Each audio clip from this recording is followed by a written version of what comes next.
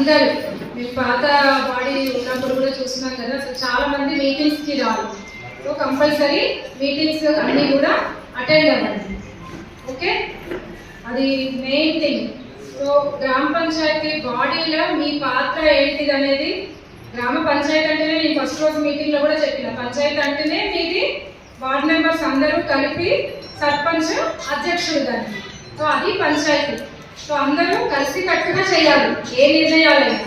అంటే గ్రామ పంచాయతీ మీటింగ్ పెట్టినప్పుడు అందరూ కలిసి నిర్ణయాలు తీసుకోవాలి. సో సర్పంచ్ కూడా కంపల్సరీ వాటికి కట్టుబడి ఉండాల్సి వస్తుంది. ఏ పనైనా మీకు ఆల్రెడీ టీఓటీస్ కూడా చెప్పుంటారు.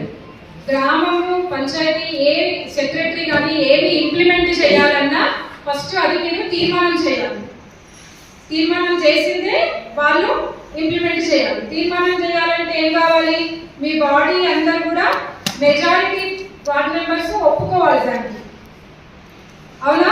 అంటే గ్రామ పంచాయతీలో ఏం పనులు చేయాలన్నా ఎవరి చేతులు ఉన్నట్టు, వార్డ్ మెంబర్ల చేతులు ఉన్నదా లేదా? ఇక మేము వార్డ్ మెంబర్లు మేము మాకేమున్నదని అనుకోవద్దు, మీ చేతిలో చాలా ఉన్నది.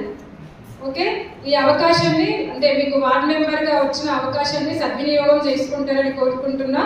అందరికీ కూడా ఆల్ ది బెస్ట్. ఈ 5 సంవత్సరాల కాలం మీకు మంచిగా విజయవంతంగా కొనసాగాలని కోరుకుంటున్నాను. థ్యాంక్ యూ అండి. మీకు సర్టిఫికేట్స్ ఇవ్వడం జరుగుతుంది.